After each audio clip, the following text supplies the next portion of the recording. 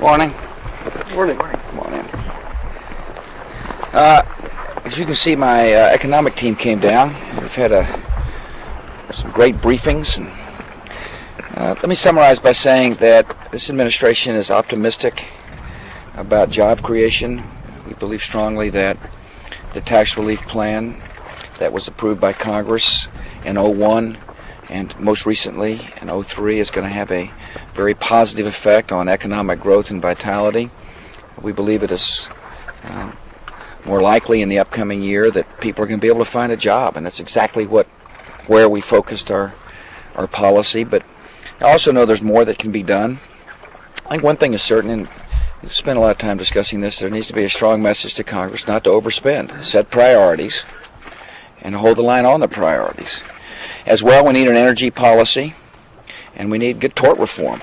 And I appreciate the fact that the House has passed a good energy bill, and the Senate passed an energy bill. Now's the time to get together and reconcile their differences and get a bill to my desk. I also appreciate the fact that the House passed good class action reform, and the Senate now needs to follow suit. I also look forward to working with the Congress to get associated health care plans passed, which will make it easier for small businesses to be able to write affordable health care for their employees. So there's some things we can do to make sure that the economy continues to grow and so people can find work. If you remember, the tax relief plan that was passed was called the Jobs Plan, the Growth and Jobs Creation Plan. And that's what we're interested in. We're interested in people being able to work in America. And we're upbeat about the chances for our fellow citizens who are looking for work to be able to find a job. I'll answer some questions, starting with Scott. Thanks, Mr. President. President Taylor has met your demand to leave Liberia. You got a West African peacekeeping force in there. Yeah. Is the time right to send in those 4,500 Marines and sailors? And should Nigeria turn President Taylor over to the War Crimes Tribunal? Yeah, they can work that out with how they deal with Taylor. One, I'm glad he's gone. But my focus now is on making sure that humanitarian relief gets to the people who are suffering in Liberia. And one of the things I have said all along was that we're there to help Echo Mill do its job of providing the conditions necessary for the arrival of relief. And that's why we've got an assessment team on the ground that's dealing with the Nigerian who's in charge of Echo Mill to determine what is necessary to help Echo Mill do its job. They are in the lead, and we are there to support and help. Obviously one place we want to make sure is secure and open is the port. And so we're working with Echo Mill. And I will again take recommendations from the Defense Department as to what is necessary to fulfill the mission. What's your timetable, if I may? My timetable of listening? Making a decision on whether to send those 4,500. Well, I've already made the decision, Scott. And I said this from day one. The decision is for us to help Echo Mill do its job of getting humanitarian relief to the people in Liberia. I made that decision. And nothing's changed. Yes? Yesterday there was a sting operation that netted a brig believed to be trying to sell surface-to-air missiles to someone they believed was Al-Qaeda, highlighting the danger to airlines. Also yesterday there were 3 lost fishermen who came on shore to JFK Airport breaching security. Your Democratic opponents are trying to use Homeland Security as an issue in the campaign, saying that the administration is not doing enough to protect the American people. What is your assessment in light of what happened yesterday? My assessment is people are going to say the darndest thing when they run for office in terms of just the politics. And the American people know the difference between politics and reality. And the reality is we're doing everything we can to protect the homeland. And the fact that we're able to sting this guy is a pretty good example of what we're doing in order to protect the American people. And our Homeland Security is focused on airport security. And today the airports are much more secure than they were prior to September the 11th. America's a safe place for people to fly, precisely because we're working hard to make sure that our Homeland Security is strong. The other way to make sure the Homeland stays strong is to hunt terrorists down before they come to America. And that's why we're on the global hunt. That's why we've got troops around in places like Afghanistan and Iraq dealing with potential terrorists, bringing them to justice, finding them before they hurt us. Yeah, Elizabeth. Are you going to go for a new round of tax cuts this fall? Elizabeth, we are discussing a lot of things, and we believe that the tax relief plan we have in place is robust enough to encourage job growth. So is that a no? Well, as of this moment, you see, things change in the economy, as you know. But as of this moment, we feel like the plans we have in place are robust enough to create jobs. Please. The other thing that's necessary is to make sure we've got spending discipline in Washington.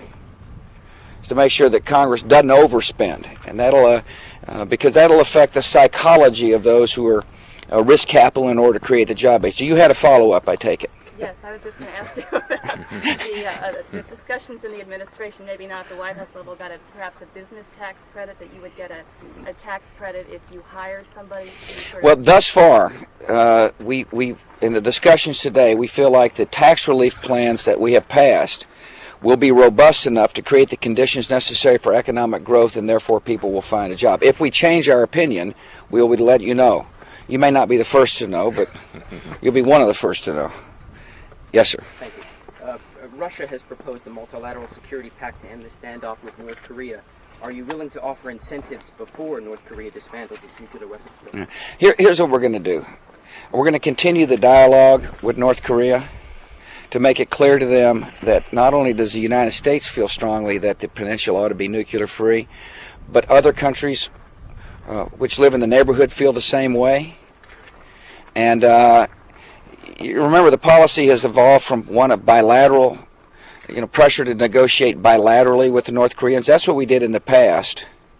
And that policy unfortunately failed because the North Koreans didn't keep their word about whether or not they would enrich uranium. And so now we've taken another tact, which is to, first of all, to convince the Chinese to be an active participant in a dialogue to make sure that the Korean peninsula is nuclear free. By the way, the first stage of that happened right here in Crawford when Jiang Zemin came to visit, and he stated clearly after that visit that it was in China's interest that the Korean peninsula be nuclear weapons free. And we're just continuing that policy. It's very helpful that the Russians are involved with the dialogue with the North Koreans. It is also very helpful that the South Koreans and the Japanese will be involved. And I think we can deal with this issue in a peaceful way, and we're making good progress. Carl. Mr. President, you said that candidates say the darndest things when they're running for office. One of the things they're saying is that there are fewer jobs now than when you took office. Yeah. A year from now, you're going to be standing for re-election yourself. Do you think there will be as many jobs as when you took office? And when will we start to see a significant decrease in the unemployment rate? Right. Let me remind the listeners here about what our country has gone through.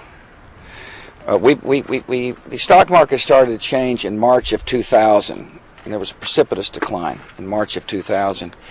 And that began to affect savings and money and attitude. And then the country went into a recession.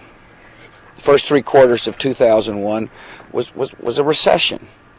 And we dealt with that by passing tax relief, which made the recession one of the shallowest in history.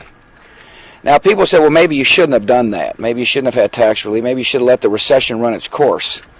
But my attitude about that is that a deep recession would have caused more people to lose work.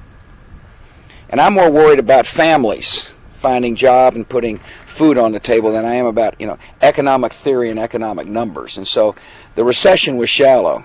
And as the economy was beginning to recover, the enemy hit us on September the 11th, and that affected our economy in a big way. And then we had corporate scandals, which we've dealt with. And then, of course, you remember the march to war. I've reminded people, I think this isn't the first time I've said this, that some would put on their TV screens that we were marching to war. As a matter of fact, it was a year ago we began the march to war. During the August vacation, as I recall, there was the march to war. It's hard to have a upbeat view of the world when you're marching to war. I mean, war is not exactly a positive thought, particularly when it comes to people willing to take risk and consumer confidence. But nevertheless, we dealt with that issue. And so now the economy is having overcome those obstacles, is beginning to recover. And yes, I think people are going to go back to work. And I firmly believe that what we have done was the absolute right course of action in order to help people find a job. Mark, you got a question? I do. I'm being very generous today, as you can see about it. Thank you, sir. My pleasure. if a Democrat were president and running Wait a minute. 400... Let me stop you there. Yeah. They say the silliest things during political season, and sometimes people ask the silliest questions. Now, be careful. Be careful. With that in mind, if a Democrat were president Are you adjusting? and we're running a $455 billion deficit, as are you, all other things being equal, wouldn't you be upset about it? Let me tell you something. The deficit was caused by a recession, which we inherited and did something about. The deficit was caused because we spent more money on fighting a war. And the American people expect a president to do what is necessary to win a war. And so I look forward to taking this debate on. I really do. We did the right thing when it came to tax relief. We inherited a tough situation.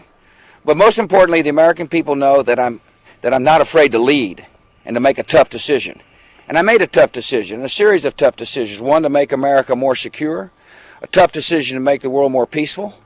And I made tough decisions when it comes to making sure our economy grows. And I believe that we've laid the foundation for good economic growth and vitality, and I think people are going to be more likely to find a job in the upcoming year. Thank you all for coming. You going to do anything for Arnold? You say you'll be a good governor. You're spending 2 days in California. I'm going to campaign for George W., as you know. Will he get a plug in his speech? Well, I think I've answered the question, and yeah, he would be a good governor, as would others running for governor of California. And like you, I'm most interested in seeing how the process evolves. It's a fascinating bit of political drama evolving in the states, in the country's largest state. It's also the biggest political story in the country. Is it hard to go in there and say nothing about it? It is the biggest political story in the country? That's interesting. Isn't it? That says a lot. That speaks volumes. You don't agree? It's up to you. I don't get to decide the biggest political story. You decide the biggest political story. But I find it interesting that that is the biggest political story in the country, as you just said. You don't think it should be?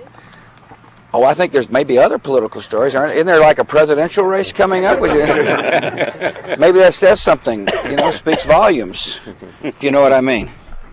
But yeah, it's an interesting story. It really is, and I'm looking forward, like you are, to seeing the outcome of the interesting story. And but no, I'm going to go. I'm going to talk about. Now that you've asked, are you going on the trip? Yes, sir. Good. Well, you'll see me speak to Marines and their families, thanking them for their service to our country, reminding them that what's taking place in Iraq is essential to U.S. security. And then I'm going to go to a national park, talking about the fact that we believe parks ought to be revitalized, and talk about the initiatives that I've laid out to do that. And then, of course, I'll be doing a little spade work for the 04 campaign. One of the most important political stories. Have a great day. Thank you all.